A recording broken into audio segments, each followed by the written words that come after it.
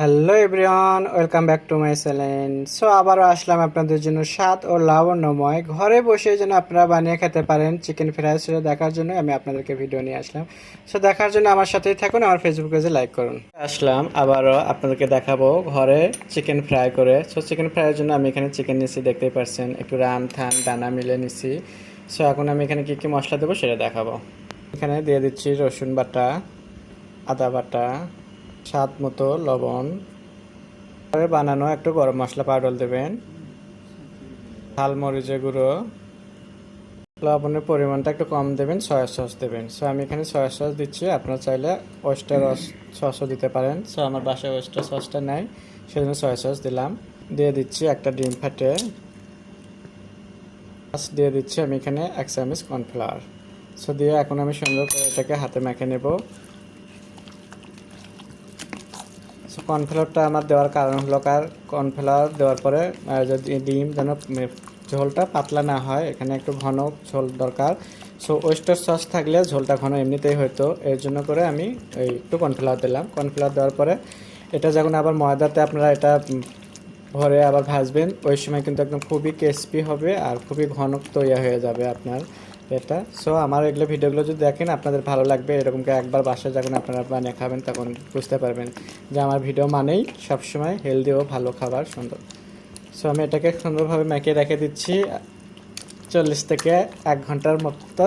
40 থেকে 1 ঘন্টা পরে আমি আপনাদেরকে চিকেন ফ্রাই করে দেখাবো। সো এটাই কিন্তু বাকি না, এটার জন্য আর একটু ময়দা লাগবে। সো আপনারা চাইলে ময়দা কিংবা আটা যে কোনো একটা জিনিস ইউজ করতে পারেন। তো সাথেই থাকুন। ফিরে আসলাম চিকেন ফ্রাইয়ের জন্য। সো চিকেনটা মেখে রাখছিলাম আগে থেকে, সেটা দেখতেই পাচ্ছেন। এখন আমি আপনাদেরকে দেখাবো চিকেনটা ফ্রাই করে। চলে আসলাম চুলাতে। আমি প্রথমে এখানে আমি তেল দিয়ে দেবো। সো একটা কড়াই বসে দিয়ে আমি তেল দিচ্ছি, এটা গরম হতে থাকবে, এই ফাঁকে আমি চিকেনটাকে রেডি করে নেব। চিকেনের জন্য আমি নিয়ে নিলাম এখানে ময়দা, আর চিকেনটাকে ময়দার ভিতরে 2 হাতে একটু এইভাবে সুন্দরভাবে একটু মিশিয়ে নিতে হবে।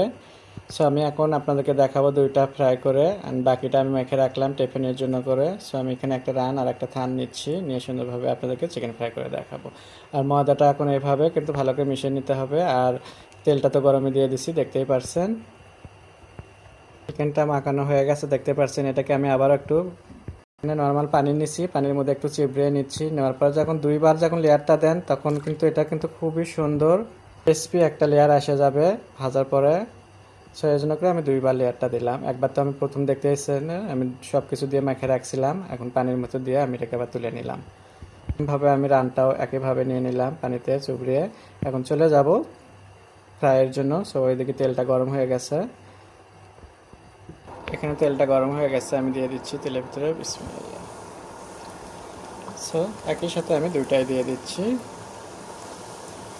দিয়ে এখন আমি সুন্দর করে এটাকে লাল লাল করে ভেজে নেব। তো এটার উপরে একটু পানি ছিটিয়ে তেলটা ছিটিয়ে দিতে হবে, একটু না হলে উল্টে দেবো। উল্টে দিলাম, দেখতেই পাচ্ছেন তেলের মধ্যে ডুবোতে হবে, এটা কিন্তু ডুবো তেলেই ভাজতে হবে। সো এইভাবে একটু এটাকে 4 থেকে 5 মিনিট সুন্দরভাবে একটু ভেজে নেব। খুবই ক্রিস্পি হবে দেখেই মনে হচ্ছে। এটা আমার হয়ে গেছে, এখন দিয়ে দিচ্ছি আমি চুলাটা অফ করে, দিয়ে আমি এটা আপনাকে তুলে পরিবেশন করে দেখাবো।